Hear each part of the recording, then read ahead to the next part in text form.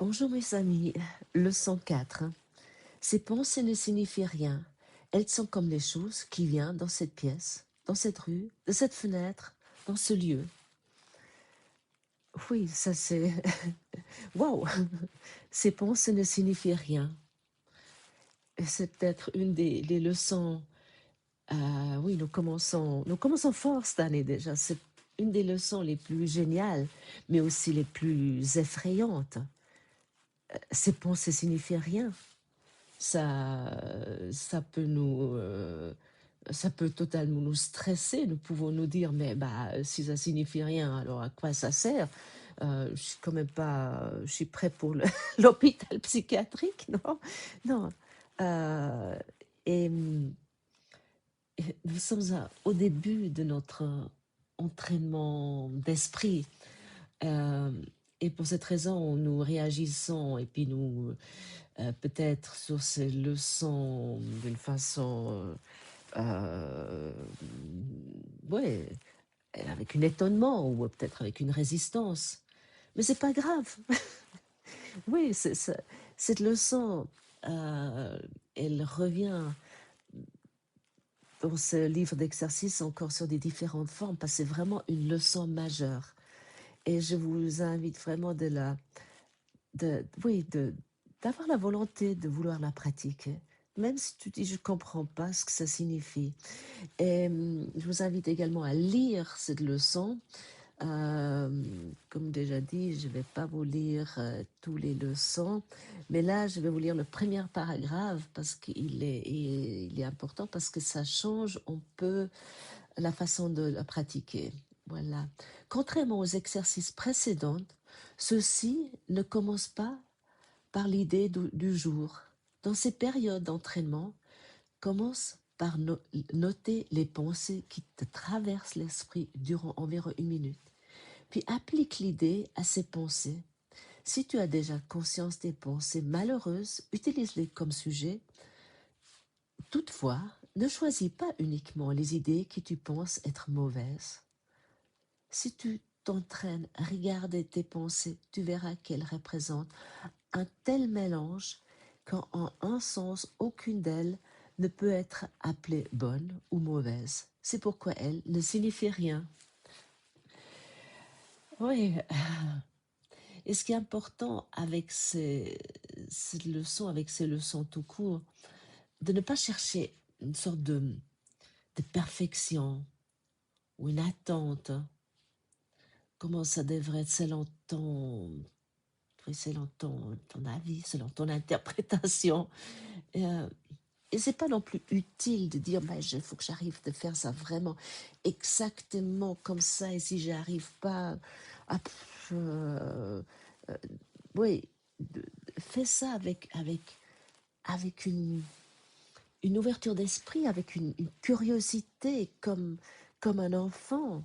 Euh, Lorsqu'un enfant, en tout cas moi je me souviens à l'école, lorsque j'apprenais quelque chose de nouvel, je trouvais ça, ouais, je me réjouissais.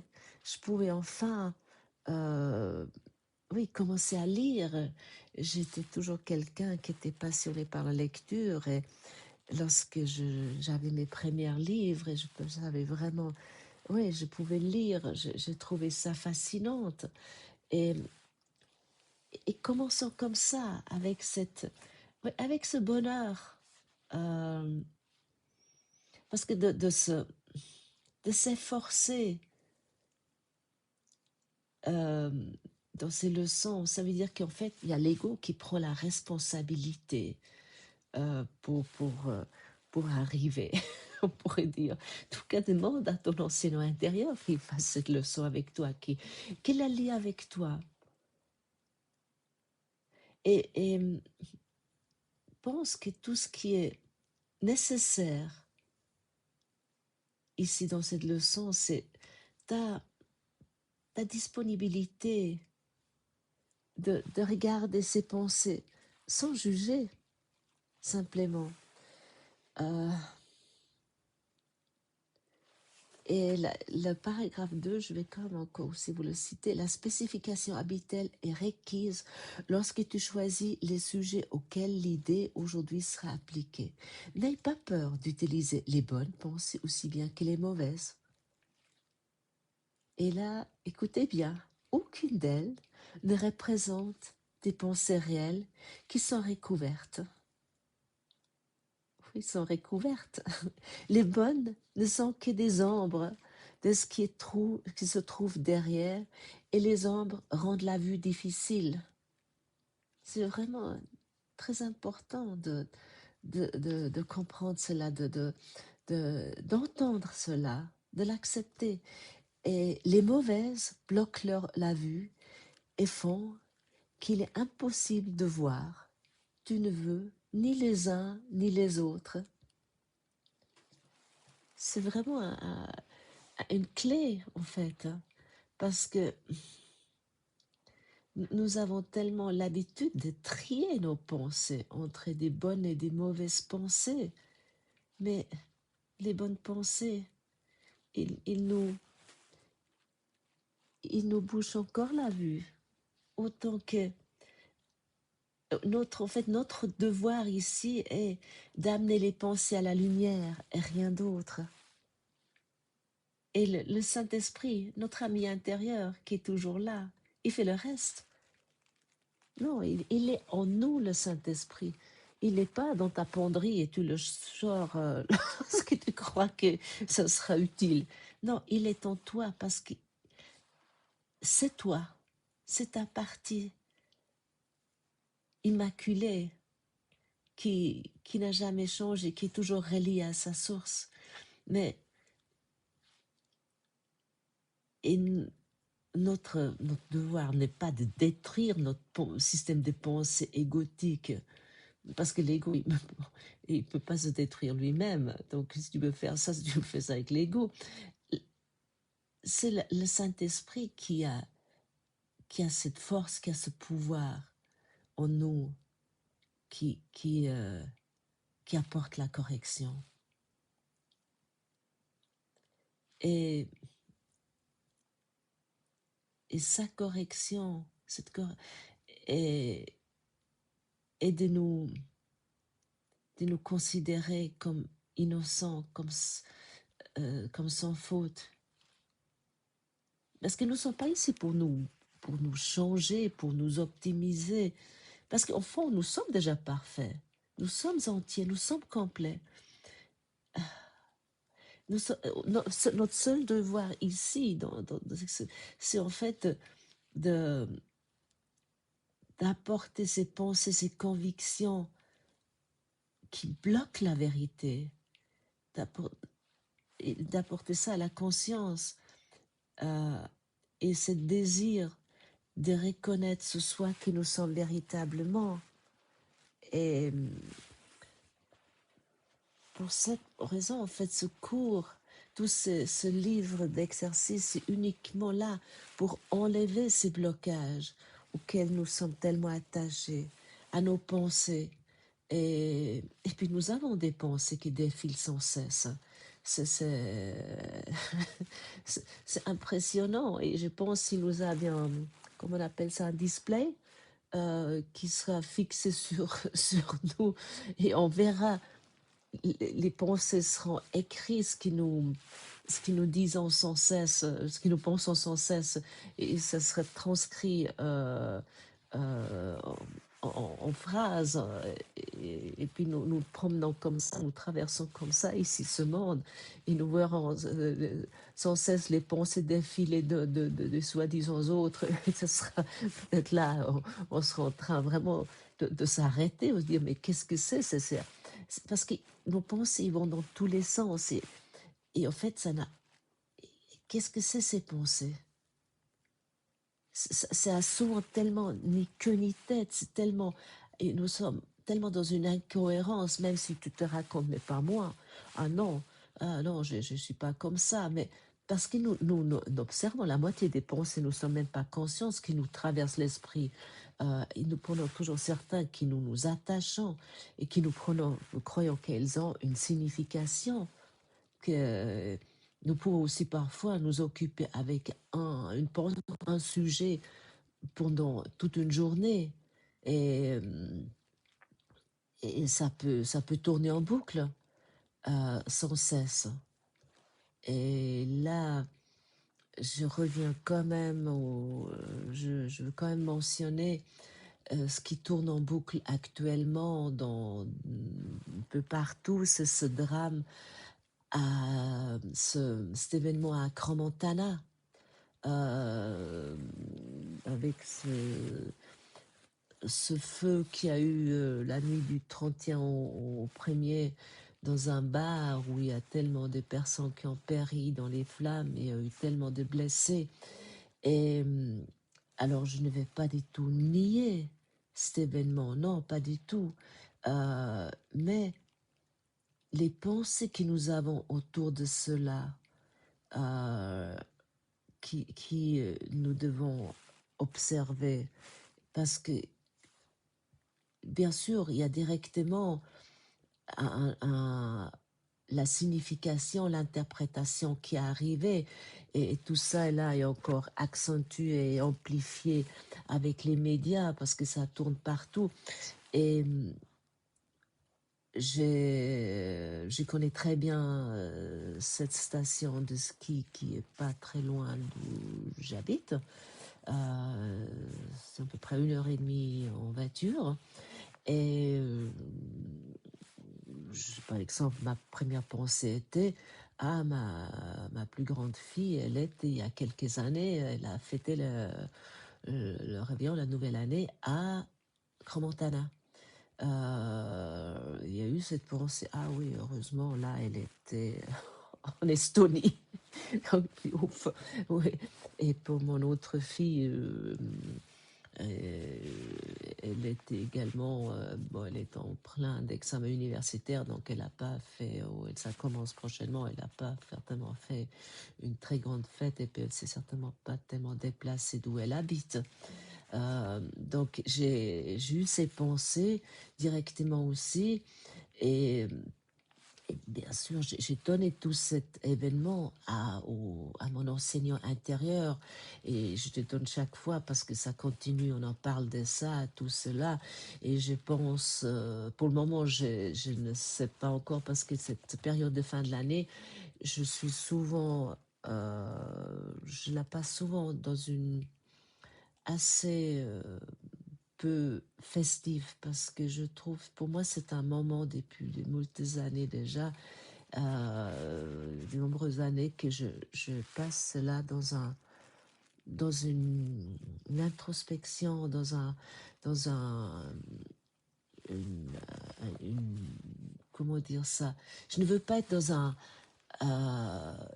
brouhaha, il me faut du calme, il me faut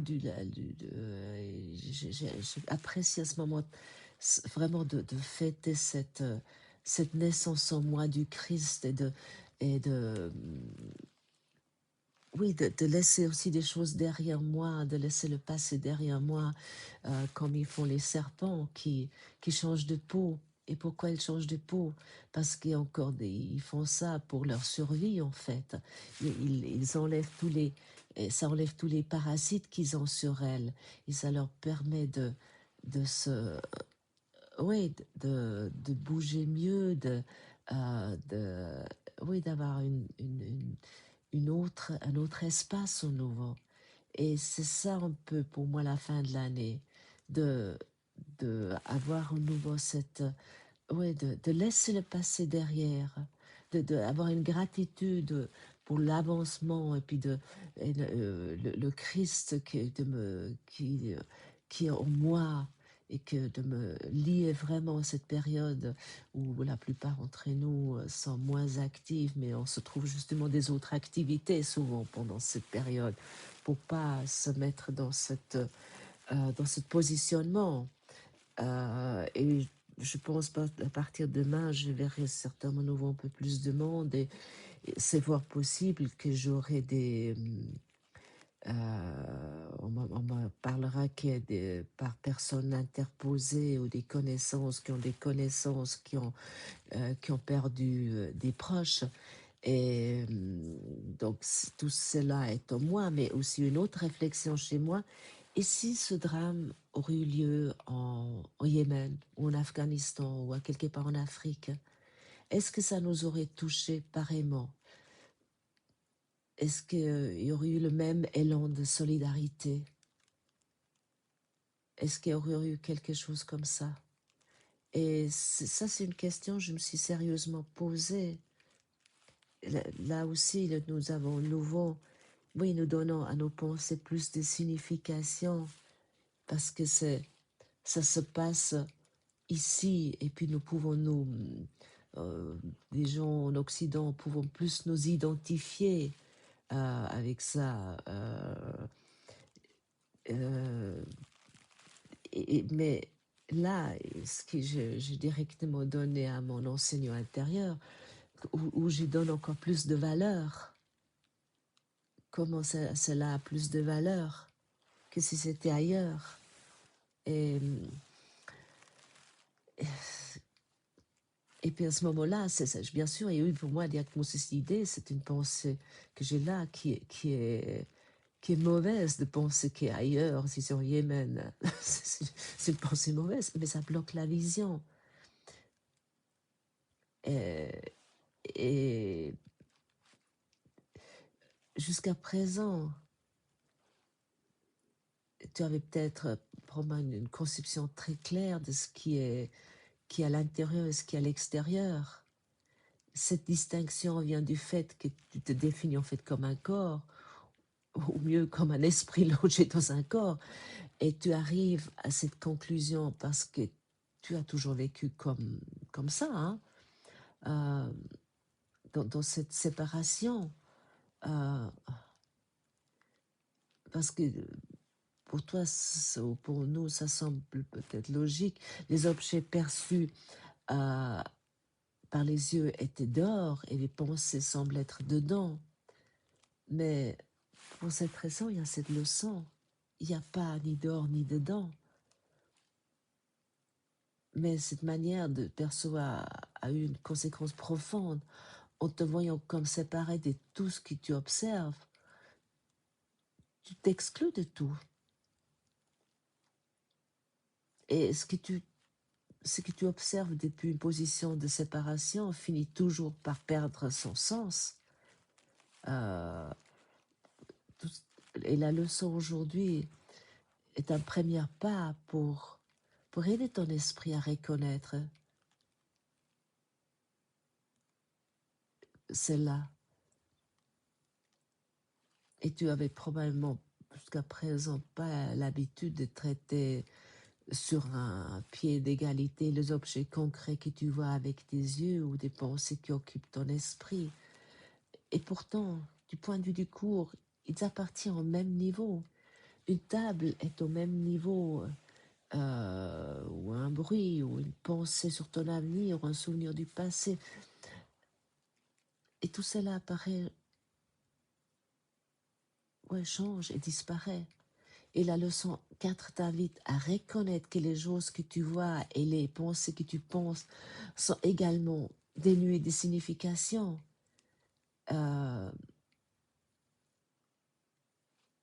Non pas parce qu'elles seront mauvaises, mais qu'elles ne sont pas la réalité. Et l'idée aujourd'hui simplifie considérablement ce dont tu t'occupes en permanence. Les nombreuses choses que tu vois à l'extérieur de toi et les innombrables pensées que tu crois avoir à l'intérieur, il reçoit exactement le même statut dans cet exercice.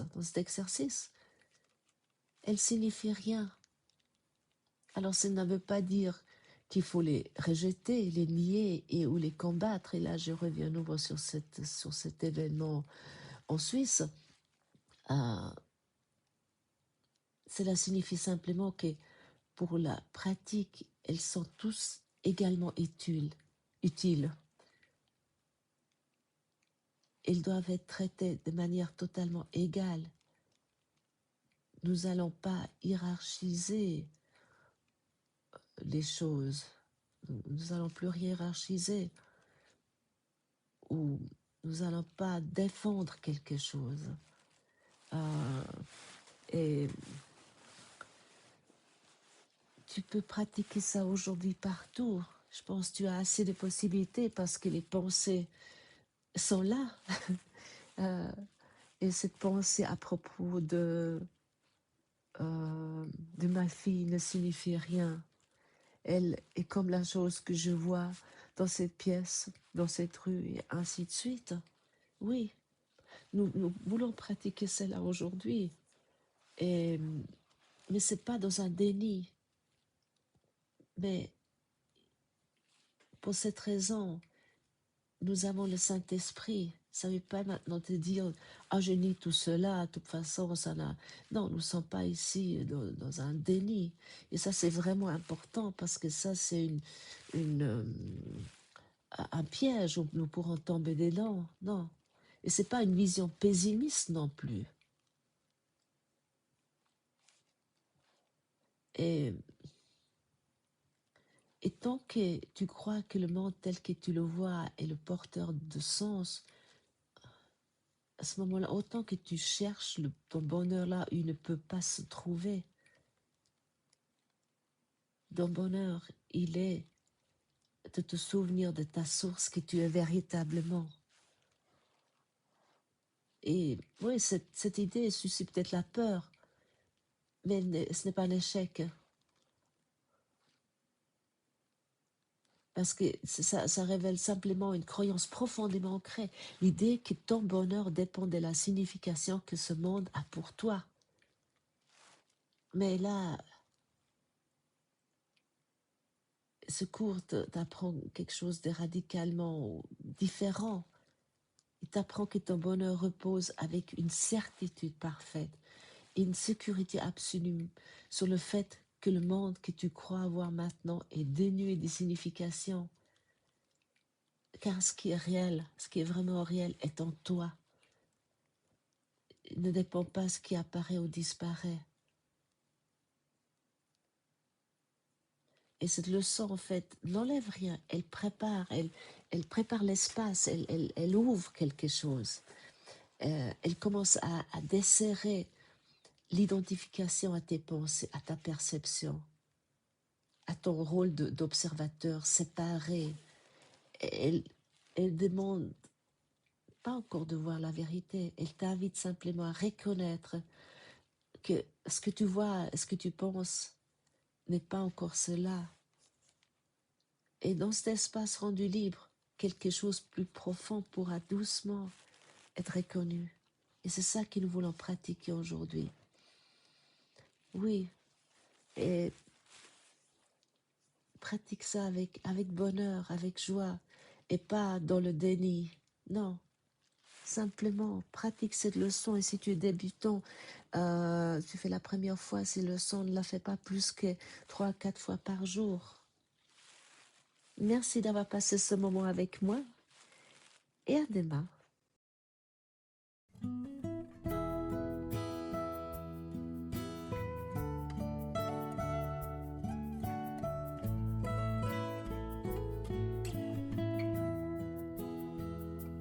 We are one in